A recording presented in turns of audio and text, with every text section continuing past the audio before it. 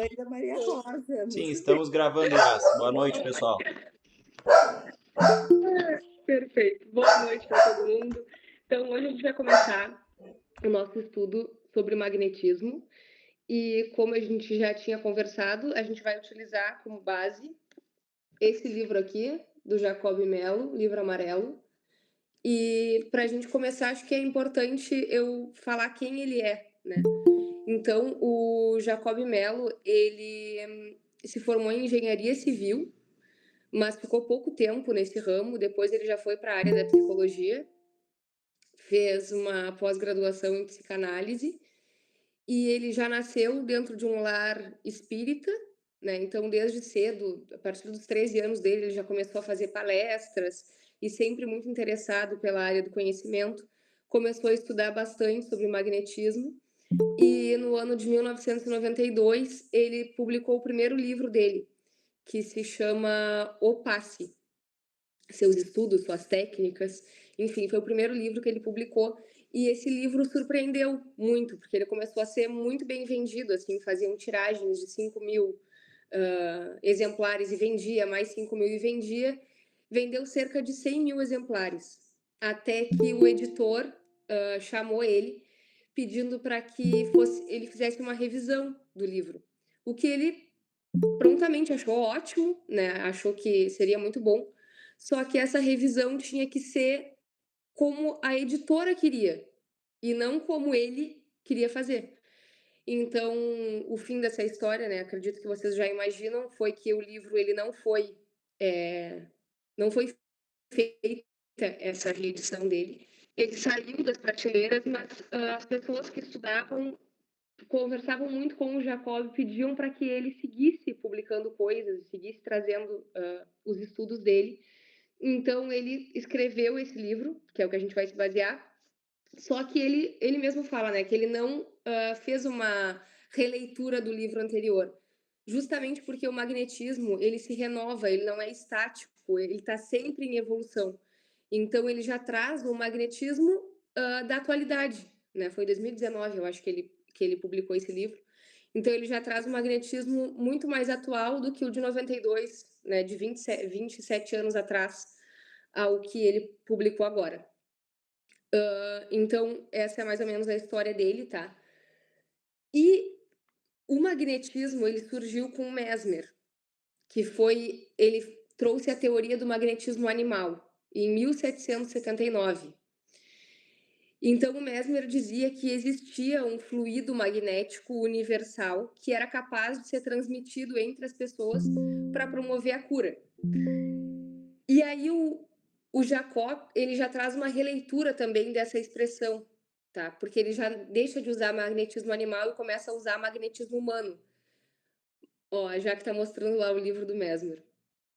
E aí ele passa a usar magnetismo humano, mas ele diz que ele acredita que na mentalidade do Mesmer, quando ele quis dizer animal, ele não se referia ao magnetismo a ser utilizado no reino animal, por exemplo, nos animais domésticos de casa. Ele estava querendo falar do termo animal de ânima, ou seja, essência da alma. Então ele já traz esse magnetismo humano no nome para ser ainda mais direto, da pessoa conseguir ler e realmente compreender que é o magnetismo que se utiliza em humanos. Então, é importante a gente falar também que o magnetismo ele sofreu duras perseguições nessa época do Mesmer. O Mesmer, enfim, era chamado de charlatão e de uma série de coisas, e ele já não faliu imediatamente quando ele começou, porque o Mesmer era médico. Então, por ele ser médico e utilizar do magnetismo na realidade profissional dele, digamos que ele conseguiu bancar que aquilo ali funcionava. E a medicina daquela época, imagina anos 1700, a medicina daquela época não era medicina avançada como é a de hoje. Pelo contrário, as pessoas ficavam doentes e elas morriam, porque não tinham os tratamentos que hoje se tem. E então, apesar de todas essas perseguições, o magnetismo foi vencendo e foi cada vez mais sendo visto como uma ciência a ser estudada, com técnicas e tudo mais. E o que é curioso é que o magnetismo, ele surge antes mesmo do espiritismo, ele surge antes da Umbanda. Então, quando a religião e a doutrina espírita surgiram, o magnetismo já estava aí, ele já estava no mundo. Então, ele não é do espiritismo, justamente porque ele surgiu antes. Mas, claro que ele visto em conjunto à religião ou à doutrina, ele é muito mais bem aproveitado. Mas ele pode ser utilizado, praticado por alguém que não é religioso, como já era feito antes, quando ele surgiu.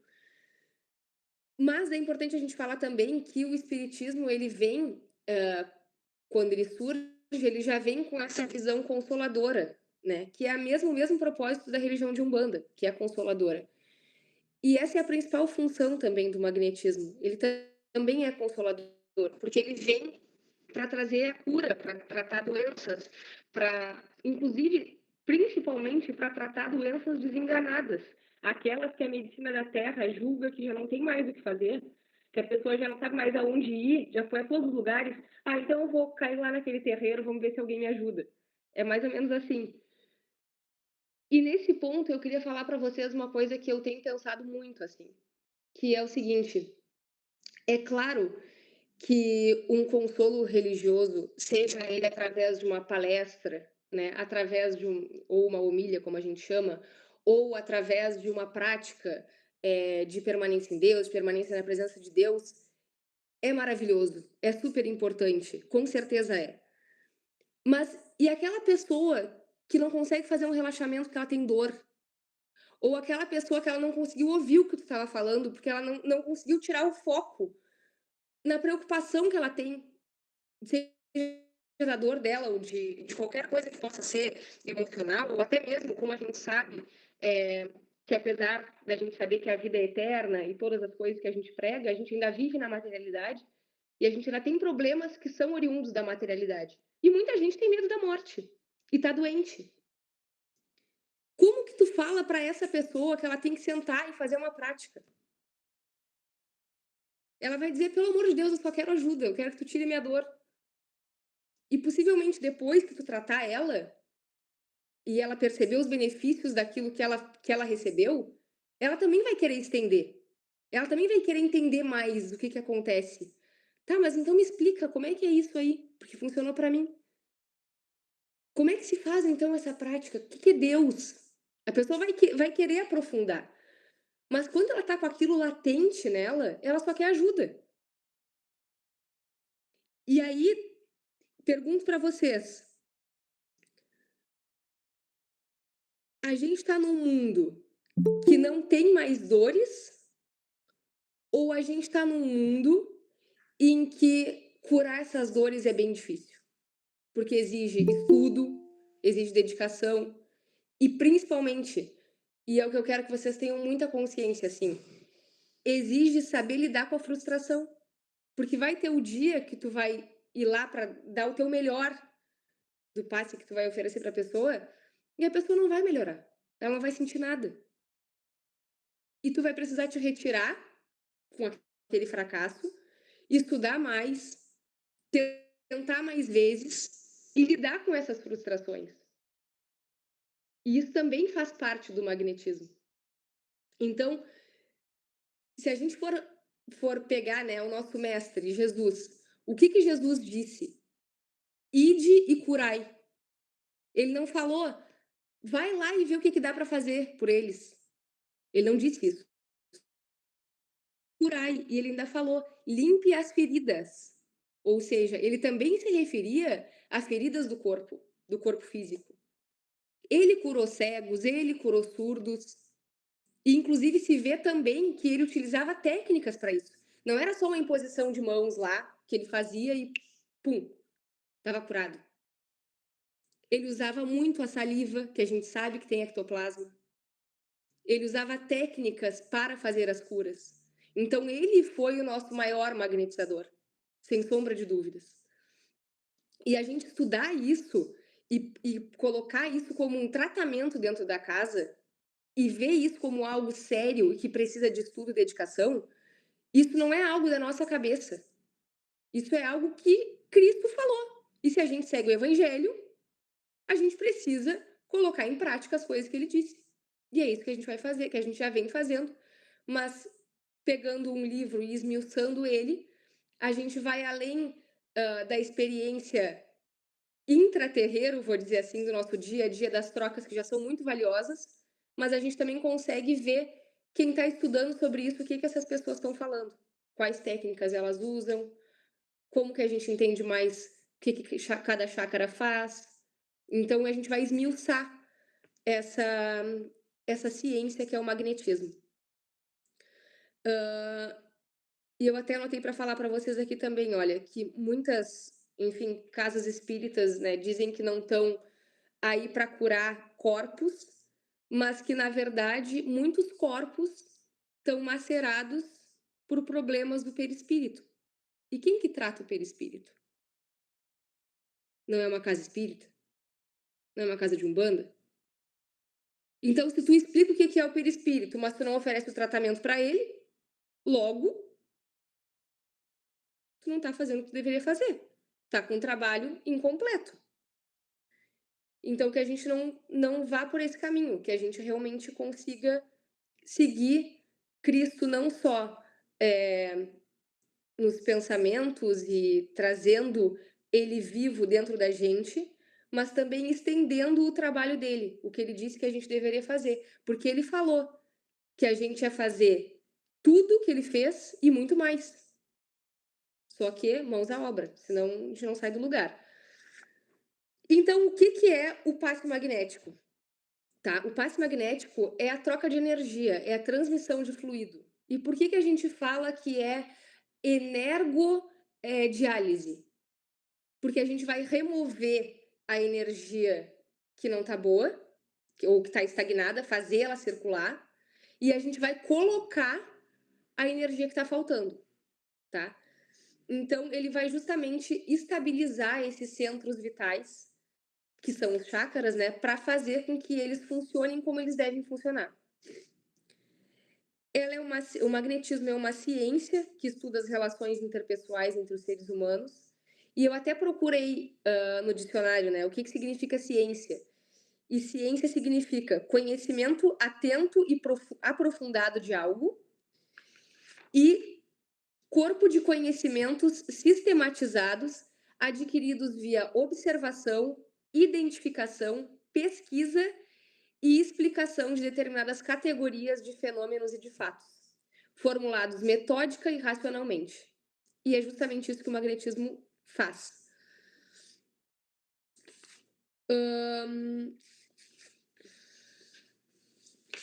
E sendo ciência, e sendo algo a ser estudado e a ser aprofundado, eu volto a dizer que ele não é estático. Ele está sempre, sempre, sempre evoluindo. E a gente vê isso, inclusive, no histórico dele. Porque a gente tem vários estudiosos que vêm estudando o magnetismo. Então, como eu falei, o Mesmer veio trazendo a teoria do magnetismo animal. Depois a gente vem com Deleuze, que surgiu trazendo técnicas dispersivas, que é, né, esses movimentos que a gente usa para dispersar a energia que tem em excesso. Depois vem Poté trazendo movimentos perpendiculares, que seria aqueles movimentos que a gente até faz ao final do passe, que eles fazem nesse sentido, né? Se usa muito. Então, assim como outras técnicas ainda não chegaram e vão chegar, através da observação, através da tentativa e erro. Então, que a gente esteja sempre abertos e deixando de fora todas essas reservas que a gente possa ter, para não ser rígido. Porque cada vez que tu experimenta, às vezes, a mesma coisa em pessoas diferentes, tem resultados diferentes. Que a gente esteja sempre aberto a essas experimentações. Nada é igual, tudo tem particularidade, e a gente não pode ficar fechado, né, em querer que verdades absolutas, assim, que seja tudo sempre exatamente igual, porque não é característica dessa ciência. E tem uma frase que está no livro, né, do Jacob, que eu achei muito boa, que foi de Allan Kardec, que ele diz assim: caminhando de par com o progresso, o espiritismo jamais será ultrapassado, porque se novas descobertas lhe demonstrassem estar em erro acerca de um ponto qualquer, ele se modificaria nesse ponto, Se uma verdade nova se revelar, ele a aceitará. Como espírito que és, tens que progredir na ciência do infinito. Perfeito. Se aplica tanto ao espiritismo, quanto à Umbanda, quanto ao magnetismo e quanto qualquer coisa que a gente esteja estudando e que a gente saiba que sempre é possível melhorar, aprofundar e fazer melhor.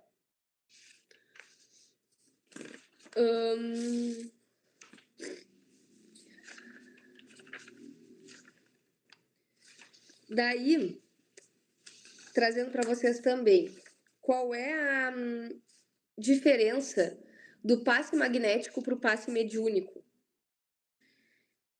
O passe magnético, ele é feito entre vivos com a energia do encarnado. Então, é a nossa energia sendo ofertada para aquela pessoa que está sendo assistida.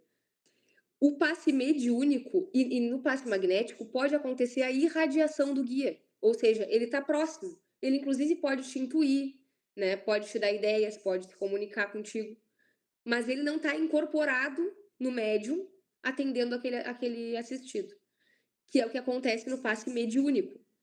Então, o passe magnético, ele é anímico, porque é o fluido do encarnado. Ele é mecânico, porque ele utiliza de técnicas, né? Então, como a gente vai falar depois, mais para frente, mas tu vai ter os dispersivos, tu vai ter os concentrados, tu vai ter os longitudinais. Isso são técnicas que fazem com que o passe seja mecânico. E ele vai ser sistêmico. Ele vai olhar o magnetizado como um todo, querendo organizar, num modo geral, né, alinhar todos aqueles chakras. Enquanto no passe mediúnico, ele vai ser medianímico, que é aquele trabalho do guia incorporado no médium, que se utiliza da faculdade mediúnica de incorporação, e também a gente sabendo que sempre há a presença do médium, que é o que traz o fenômeno do animismo. Então, medianímico, mediúnico e anímico. Ele vai ser fluídico, que é uma energia mais sutil, porque é uma energia espiritual, e ele vai ser pontual. O guia vai lá pontualmente no desajuste daquela pessoa. São diferentes. E onde que atua o passe magnético? Ele vai atuar nos corpos que se desfazem com a morte do corpo físico. Ou seja, ele vai atuar no corpo físico e no corpo energético, que é o invólucro do nosso corpo físico, o invólucro energético do nosso corpo físico. Então, nesses dois corpos. O corpo físico, né, constituído pelos compostos químicos originários do nosso próprio planeta, e a gente sabendo que nesse corpo físico somatizam as coisas dos demais corpos. Então, se nem todos conseguiram assistir, eu recomendo que assistam o nosso encontro que a gente falou sobre fisiologia do espírito, que ele está dentro dos destaques lá do Instagram, que diz teologia, tá lá, assistam, porque daí vocês vão conseguir entender exatamente como que acontece essa somatização. Porque nós temos 7 corpos, né? Mas até chegar no físico, tudo aquilo que tem antes vai como uma descarga caindo até o corpo físico. Então, o passe ele vai atuar no físico e no energético. E tudo isso, essas desarmonias, esses desajustes dos nossos outros corpos é que trazem as doenças ou desarmonias do nosso corpo físico. E no corpo etérico, que é essa ponte, né, entre o nosso corpo físico e o nosso corpo astral, e que a gente também chama de duplo etérico, onde estão localizados os chakras temporários. O que eu quero dizer com isso? Se ele atua no corpo físico e no corpo etérico, sendo que no corpo físico a gente vai ter glândulas e órgãos, e no corpo etérico a gente vai ter chakras, é onde há a conexão entre os chakras com essas glândulas e órgãos. Eu vou exemplificar agora, mas depois, mais para frente, a gente vai ver cada uma das glândulas, cada um dos chakras, tudo bem esmiuçado, tá? Mas eu já acho importante a gente ir se familiarizando com as nomenclaturas, com os links entre essas duas coisas, mas não se preocupem, não estou entendendo nada. É uma familiarização. que depois, com o resto dos nossos encontros, vai se encaixando as pecinhas e vai ficar tudo mais fácil de compreender. Mas, nessa exemplificação, tá? A gente vai ter corpo físico, corpo energético. Corpo físico, glândula pineal. Corpo energético, chácara coronário. Então, o chácara ele vai estar sempre num ponto próximo dessa glândula ou órgão.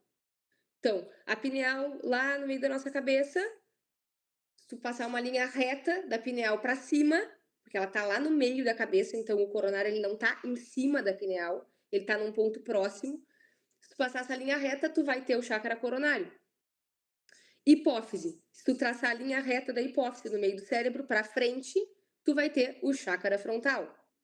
E assim por consequência. Então a gente vai ter glândula tireoide ou paratireoide, chácara laríngeo. Glândula timo, chácara cardíaco. Glândula pâncreas, chácara gástrico. Glândula fígado, que é a maior do nosso corpo, chácara hepático. Órgão baço, porque o baço é um órgão, chácara esplênico. Glândulas gônadas, chácara genésio. E glândulas adrenais, chácara básico. Adrenais lá na altura dos rins, tá?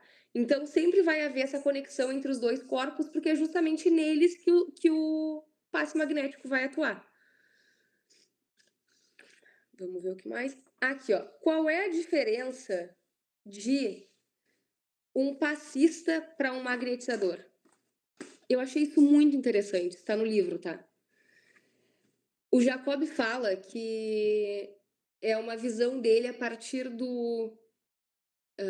da experienciação de frequentar os lugares e de observar, da observação. Então ele fala assim, ó, o passista é aquele que tem boa vontade, ele quer ajudar, só que ele não estuda. E por consequência, o que ele oferece não dura. Então é muito comum a gente ouvir as pessoas falando, eu preciso tomar um passe. Aí a pessoa vai na casa, toma um passe, sai se sentindo leve. Eu tô muito bem, tô ótima. Passa 2 dias, a pessoa tá com tudo que ela tinha antes de novo. Aí na semana seguinte, ela precisa de novo ir tomar um passe, porque ela tá igual ao que ela tava um dia antes do tratamento que ela foi receber na casa. Então, o passista raramente vai oferecer curas físicas, nem tratamentos contínuos, e não vai estudar, não vai estar atualizado, não vai ver o que é essa ciência, o que ela está modificando, o que ela está trazendo. Então é um tratamento superficial. Claro que ele é bom, lógico, mas ele é superficial. E o magnetizador faz o quê? Ele está atualizado, ele estuda, ele pratica a experienciação de acerto e erro, vai ajustando isso, costuma ofertar tratamentos contínuos e ele acaba, por consequência, presenciando curas físicas. Então, essa é a diferença do passista para o magnetizador. E os benefícios de ser um magnetizador e de ofertar o magnetismo? O magnetismo ele vai proporcionar essas mudanças, essas melhorias, essa cura. Ele não tem contraindicação, que a maioria de químicos, né, acabam tendo contraindicação. E além de tudo, ele é um tratamento que é ofertado gratuitamente. Então, é realmente só benefícios. E qual é a diferença também do magnetismo para o reiki? Também não é a mesma coisa, porque o reiki ele vai usar em posição de mãos, mas ele pega a energia do universo, ou seja, a energia de fora, né? Enquanto, como eu falei, o magnetismo vai pegar a energia do próprio magnetizador. E outra coisa que eu queria trazer para vocês é que não precisa ser médium para estudar e para aplicar o magnetismo.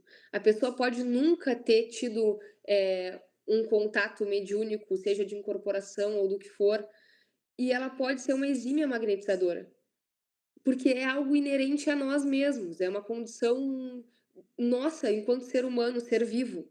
É a energia que já está em nós e o magnetismo já está em todas as coisas. Nós estamos mergulhados, na verdade, dentro do magnetismo. Tudo é magnético, tudo troca energia. Então não precisa ser um médium para estudar isso e para aplicar, tá? Que a gente tenha consciência e desapegue dessa ideia e também não ache que o médium é o melhor magnetizador, porque nem sempre. Então, que cada um consiga fazer a sua parte, né, para ser um bom magnetizador e o resto vai acontecendo conforme tiver que acontecer, que é o desenvolvimento de faculdades mediúnicas, que é uma outra coisa. E aí ele traz alguns mitos e verdades. Vou abrir aqui para a gente ver no livro. Então, primeiro os mitos, tá? Primeiro mito: os espíritos fazem tudo. Óbvio que não. Então, na medida em que a gente está encarnado e tem esse fluido de encarnado, é nossa responsabilidade saber empregar ele. E achar que os espíritos fazem tudo e terceirizar essa responsabilidade também é uma maneira de achar um culpado para quando as coisas não dão certo. Porque é muito mais fácil eu dizer que foi o espírito que não conseguiu fazer do que eu dizer que, na verdade, é uma incapacidade minha. Então, que também a gente tenha consciência de que a gente precisa fazer a nossa parte, que é algo que a gente fala bastante, né? Segundo ponto, segundo mito, né? Os magnetizadores são todos iguais. Não são. Não são porque tem personalidades diferentes, tem empatia, simpatia às vezes ao magnetizado. Uma pessoa pode ter mais afinidade energética com aquele magnetizado do que outra. Um magnetizador pode estudar muito mais do que o outro. Então, são várias coisas que vão mudando a qualidade, né? E, inclusive, a qualidade do fluido. Por exemplo, uma pessoa que fuma, que usa droga, essa pessoa não tem um bom fluido.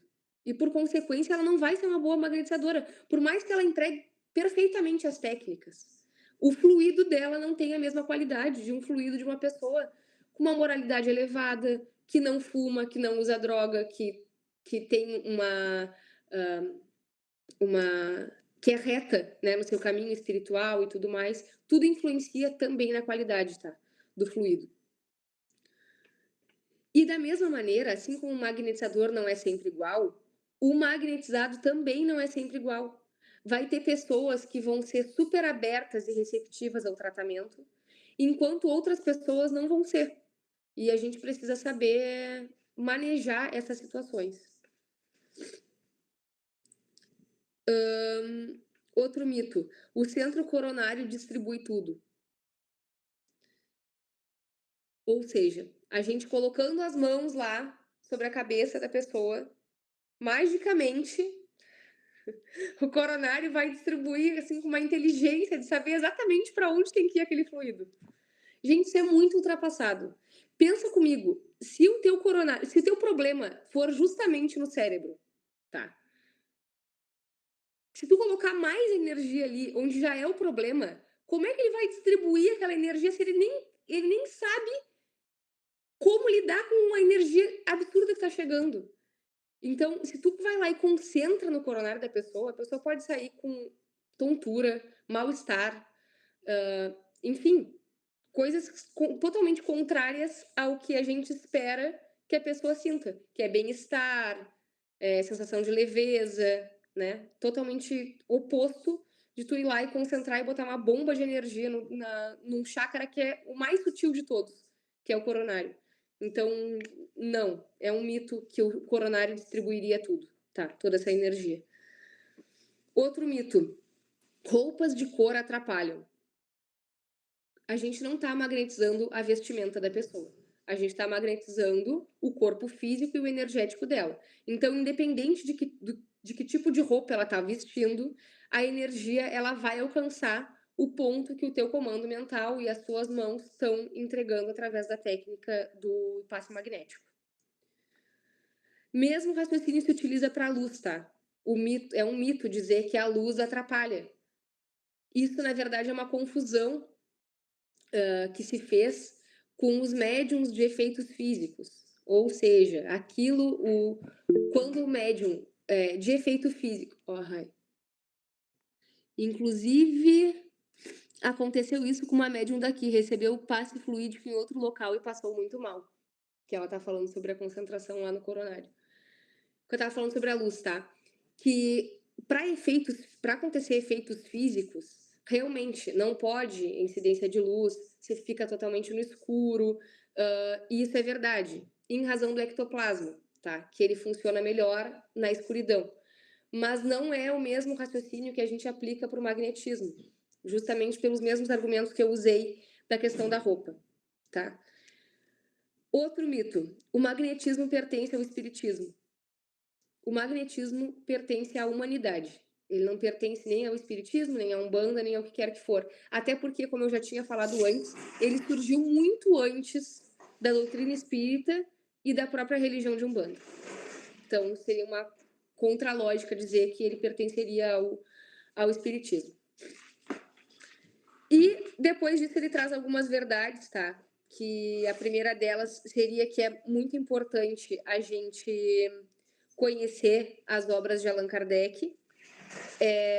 E eu até iria um pouco além disso. Eu não acho que seja, de fato, conhecer as obras de Allan Kardec, mas se abrir para a ideia de que o magnetismo associado aos espíritos, a bons espíritos, ele vai produzir muito mais resultado.